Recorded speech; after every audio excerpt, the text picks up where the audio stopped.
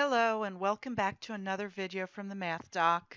This is a third video on absolute values, and this time we're going to be looking at how absolute values are included in inequalities.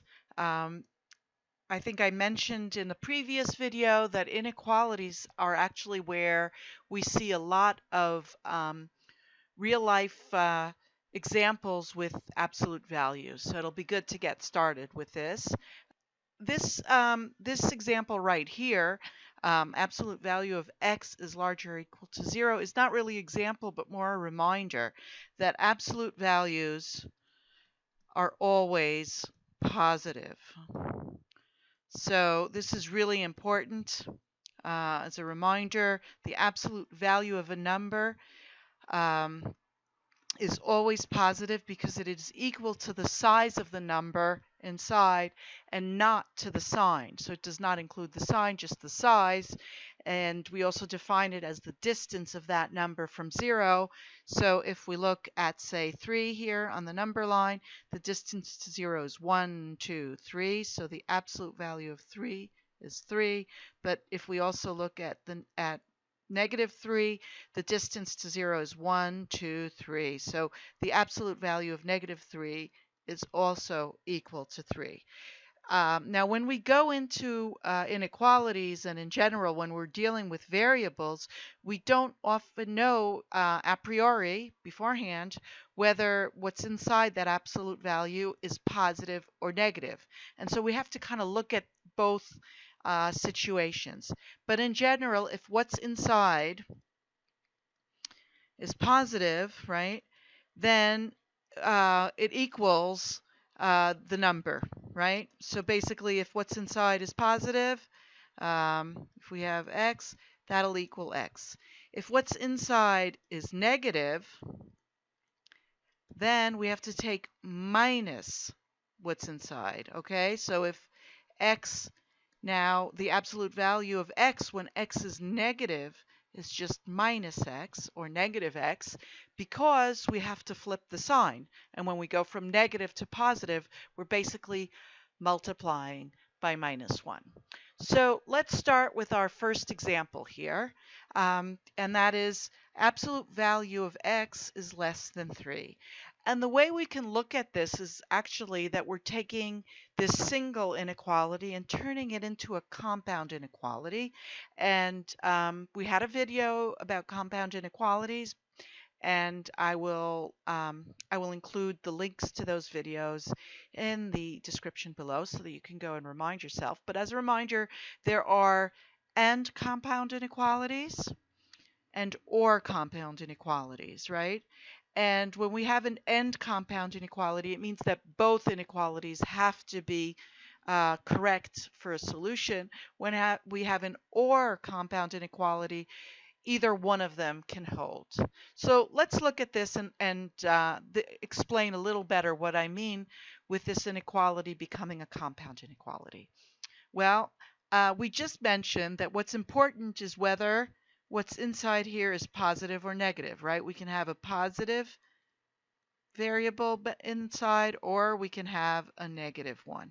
And in each case, we treat the absolute value a little differently. So let's look at both these cases. Let's say, we'll start with the positive. So let's say that x is positive, meaning it is larger, and we'll say larger or equal to 0. In that case, x, the absolute value of x, is equal to x, right? Because it's positive. So, and that is smaller than 3. That's less than 3. So we have x is less than 3. However, we have to make sure that we're also satisfying that x is larger or equal to 0, right? Because that is how we started our treatment of this inequality. So if we look at the number lines, we're looking at an open circle at 3 because we don't include that boundary. We have less than, not less or equal to. But then it goes all the way to 0 and stops there, including 0. So for a positive x, these x's from 0, including 0, to positive 3 satisfy this inequality. Now, let's do in red our negative situation. So when the variable inside is negative, so when we have x is less than 0, okay, in that case, the absolute value of x is negative x, right? Because we have to go from negative to positive. And we're saying that negative x is less than 3. Okay, so now we have an inequality with a negative coefficient for the variable, and we know what to do in that case. We want to multiply both sides of the inequality by -1. But when we multiply an inequality by a negative number, we have to switch the sign of the inequality, or the direction of the inequality. And we did a video on that, and as a reminder, the description below will have a link to that video. So what do we have here? When we multiply negative x by -1, we have positive x. The less than sign has to be flipped to larger than, and we multiply 3 by -1, which just gives us -3. Okay? Because negative times positive is negative. So we have x is larger than -3. And that is the result for this case, that x is less than 0. So we have to make sure that we're taking this interval here from x is larger than -3, again, not including the endpoint, but we can only go up to 0 because when x passes 0, x is no longer negative, and we don't follow that requirement. So we're looking at this interval. So here we have -3 to 0, not including 0 and not including -3. So overall, what's x's solve our inequality? Well, we have this region here and this region here. We have both of them because each one solves it in a different region or domain of x's. One is the negative x's and the other is the positive x's. So the overall solution, which I will write down here in green, is -3 to 3. Okay.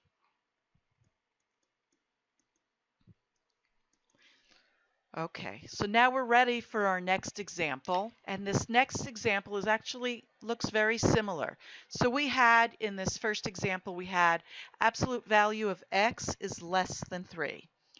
In this following example, we have absolute value of x is larger than 3. But we treat it in very similar way. We're looking at positive x and negative x, right? So let's do that down here. So we have x positive, so x is larger or equal to 0. In that case, absolute value of x is just equal to x, and we said that this has to be larger than 3. So we have x is larger than 3, but it also has to satisfy x is larger or equal to 0. Well, let's see. So we go to 3 here, and we're looking at larger than 3, so any x that is larger than 3. The other constraint is x is larger or equal to 0, right here, right? I'm going to do that in, say, yellow, so it's sort of obvious that we're looking at something a little different. Now, x larger or equal to 0 includes both the region where we solve the inequality here with x larger than 3, and it also includes another region right here. But this region doesn't satisfy the inequality, right? Because we need x larger than 3. So we're only looking at x larger than 3. So this inequality includes in it that one. Okay, now what happens for the negative side when x is less than 0? Well, in that case, absolute value of x equals negative x, and negative x has to be larger than 3. Now we'll go through the exact same process we did in the previous example. We're going to multiply both sides by -1, and when we multiply by -1, we're going to switch the direction of the inequality, and we're going to get -x times -1 is just positive x. 3 times negative 1 is negative 3. So we have x is less than negative 3. And in this case, we have, again, the same kind of situation. So let's look at this, the number line. We have negative 3. Any x that is less than negative 3 satisfies the inequality, but it also satisfies x is less than 0, right?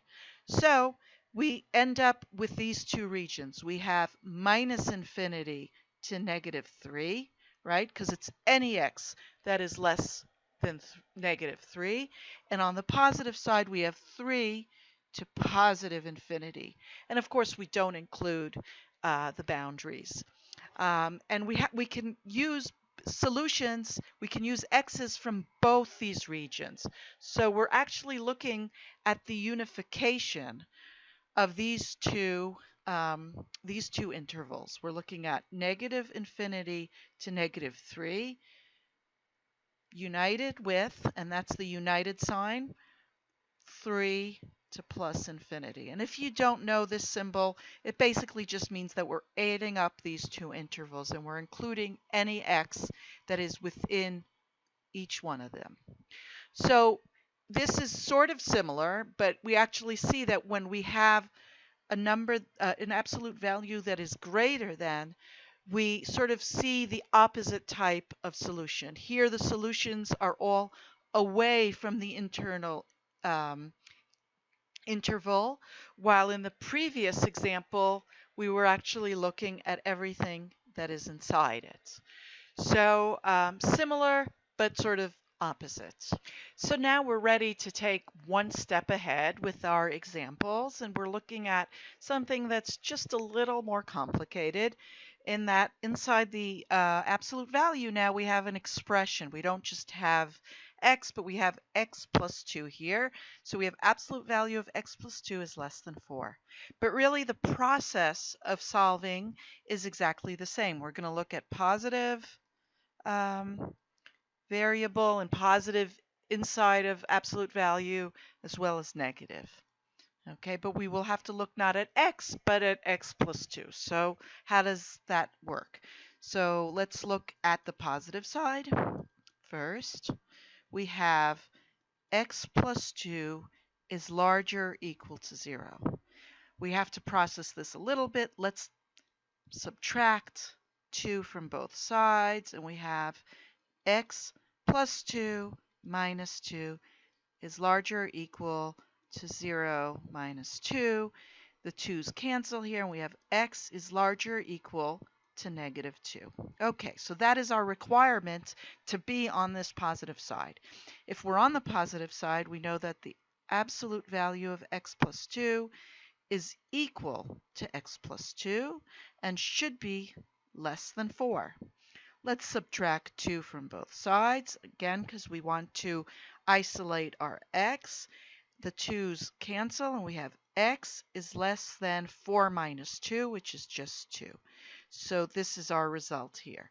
So we have x is less than 2. We're going to use an empty circle because we're not including 2 in our interval of solutions. But we have to remember to satisfy this requirement too, that x is larger or equal to negative 2. So we put a filled circle here, and it's this interval, and I'll write it out as an interval from minus 2 to 2, not including the upper boundary. Okay, so that's the positive side. What happens when we look at the negative side? Again, we're going to follow our previous examples. We have x plus 2 is less than 0. We are going to subtract 2 from both sides, and we get x is less than negative 2. Okay, x is less than negative 2.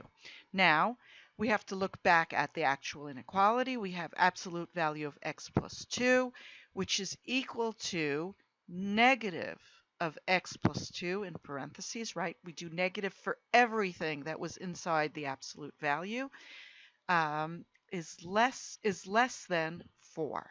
Okay, again, we multiply both sides by negative 1 in order to remove that negative coefficient. So on the left we have negative times negative, so we just have positive x plus 2. We switch the direction of the inequality. 4 times negative 4 is minus 4, negative 4. Let's subtract 2 from both sides, and we remain with x on the left is larger than negative 6. Okay, so that's our result for the negative side. So I don't have, let's extend this number line here to negative 6. And again, it's an open circle here, and it goes all the way up to x is less than negative 2 here. Open circle, right? Because we're not including negative 2 in that inequality. So this interval is negative 6 to negative 2. And we will add up those two intervals. Again, I'm going to use the symbol of uniting two intervals in green here in order to get the overall solution, which is negative 6 on the left all the way to positive 2, not including the boundaries. So something we've learned here is, first of all, we do the exact same thing we did for the simpler problems. But let's look more carefully at our first example where we had x, absolute value of x is less than 3. Here too we had a region symmetric from both sides of 0 in this case, but it was an interval that was combined of two intervals that actually touched. In our most recent example, we have a similar case, and here too the absolute value is less than. So when we have a less than inequality where the absolute value with the variable is on the less than side, in that case we have a finite interval of solutions. So I'm going to write that out. Finite interval of solutions. Okay, so, and that is a general pattern. Now we're going to continue and look at the opposite. We're going to look again at what happens when we have the opposite, when we have inside the absolute value x plus 2, but now it is larger than 4. So again, we're going to look at positive and negative outcomes. So first of all, on the positive side, right, we're going to look at the case where x plus 2 is larger than 0. And basically, we're repeating what we did previously. We're subtracting 2 from both sides so that we get x is larger than negative 2. Okay, in that case, we have absolute value of x plus 2 is just equal to x plus 2, should be larger than 4 in this inequality. Let's subtract 2 from both sides, and again, we get x is larger than 2. Let's find that on the number line. So 2 is right here. And x has to be larger than 2 and larger than negative 2. So obviously, if it's larger than 2, it satisfies both inequalities. If we go for x between negative 2 and 2, it won't satisfy this inequality. So we have to stick to the boundary of 2. Now what happens on the negative side? Okay. When we're negative, that means that what's inside the absolute value is less than 0, right? We have x is less than negative 2, right? We've subtract negative 2 from both sides. I mean, we subtracted 2, positive 2, from both sides, and we get x is less than negative 2. So if x is less than negative 2, what's inside the absolute value is negative. So x plus 2 equals negative x plus 2, right? Because we're looking at the opposite sign, and that should be larger than 4. Again, we're going to multiply both sides by negative 1 so that we get x plus 2 on the left is less than, because we're multiplying by a negative, negative 4. 4 times negative 1 is just negative 4. And now we will subtract 2 from both sides, and we get x is less than negative 6. So our result here is x is less than negative 6. Let's extend the number line to include negative 6 here. And we're looking at all the x's that are less than negative 6. These will satisfy automatically also the requirement that x is less than negative 2, because negative 2 is more positive or less negative. So what are our results? Well, we have on this side negative infinity to negative 6. And on the positive side, we have 2 to positive infinity. And so overall, right, we get the addition of the two intervals. We have negative infinity to negative 6 added or united with 2 to plus infinity. Okay, so this is the actual solution for this inequality, where we've included both the negative and the positive solutions. So we're ready for our final set of examples. And these, again, are going to be a step more complex than what we've done till now. But the good news is we just have to follow the same procedure. The difference here is that we have our variable x is both inside the absolute value and outside it. And so it's just a little bit more complicated, and the solutions might be a little confusing too. But the process is exactly the same.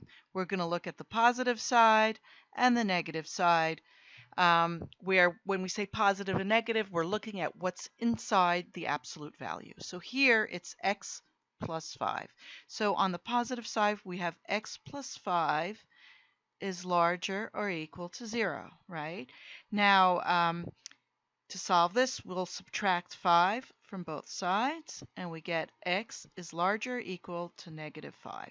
Okay, when that is true, when x is larger or equal to negative 5, our absolute value is equal to the number inside, right, because it's positive, and this is less than 4x.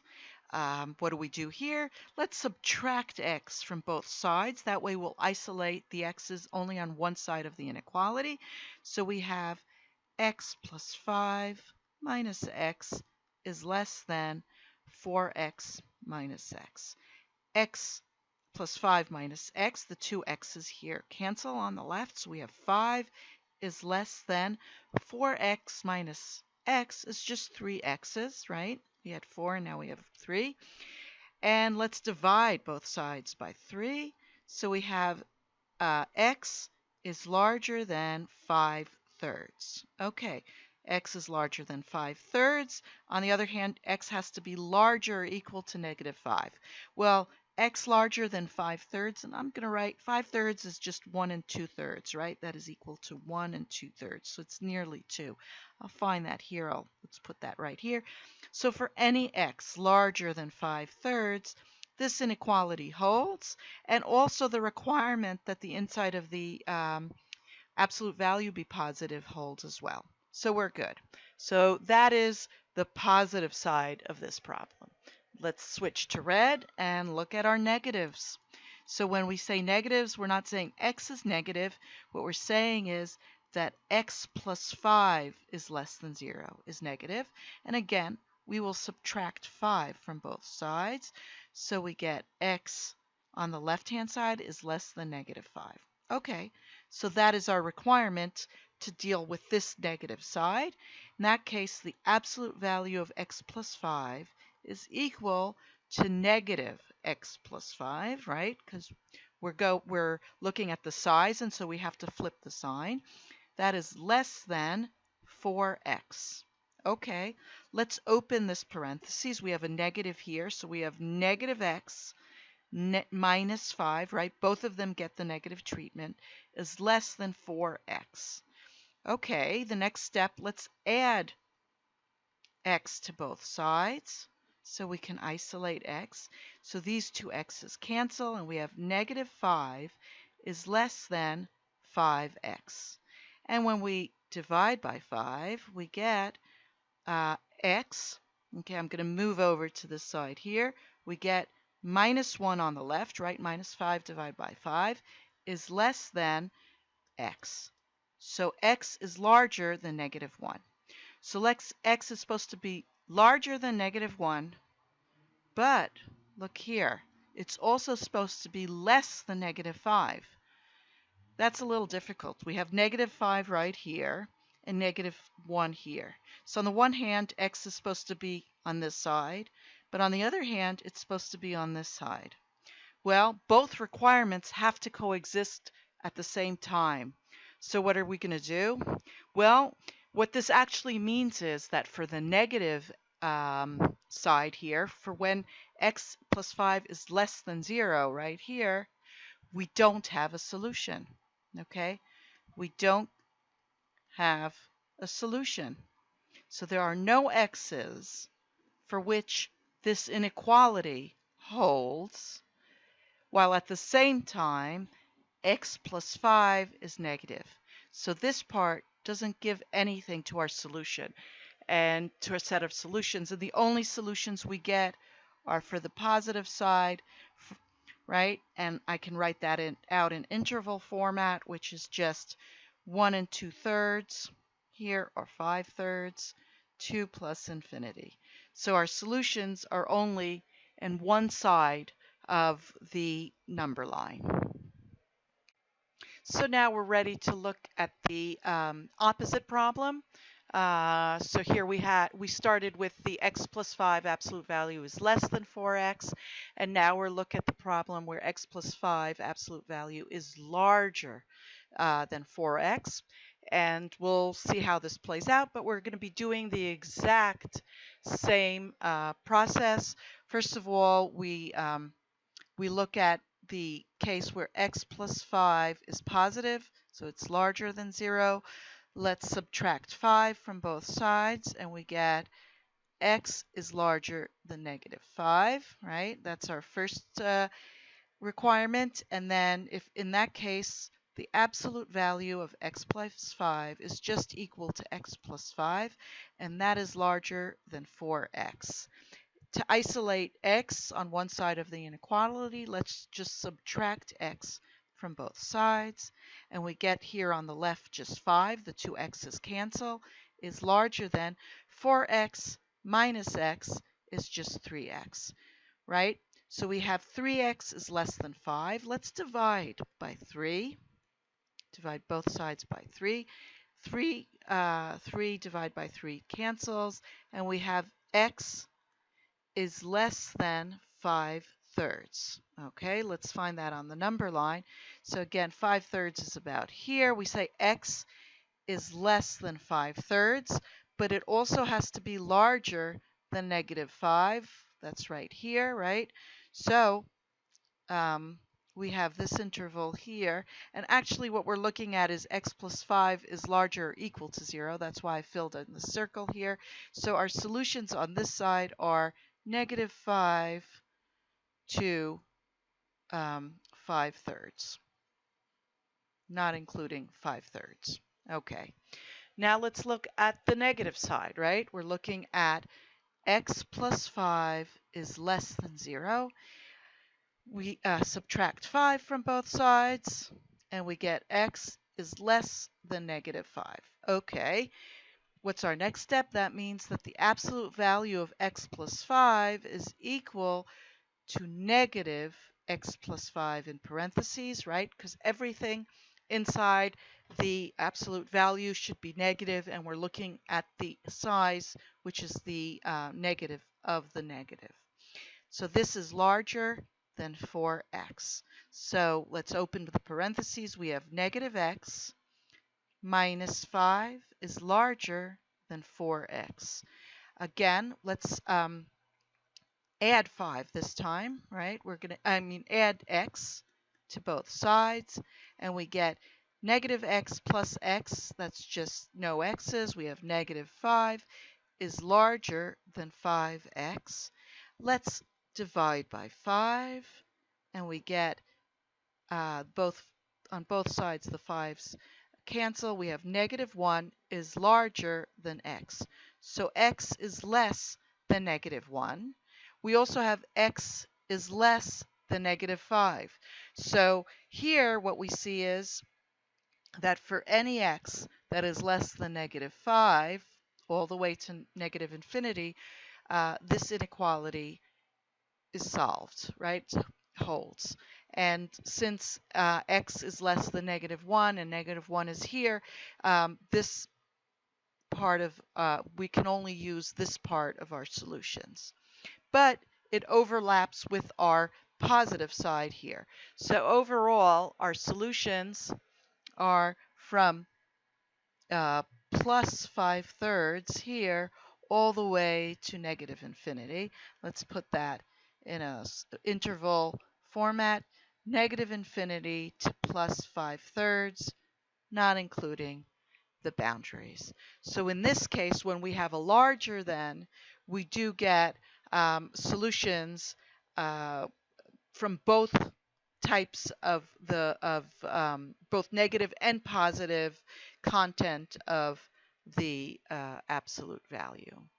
So this is the end of this video, and the next video will really bring some word problems that will help us interpret absolute values and inequalities. There are lots of examples, and if you have any questions, please include those in the comments. If you're new to my channel, please subscribe, like if this video was helpful to you, and I hope to see you in the next time.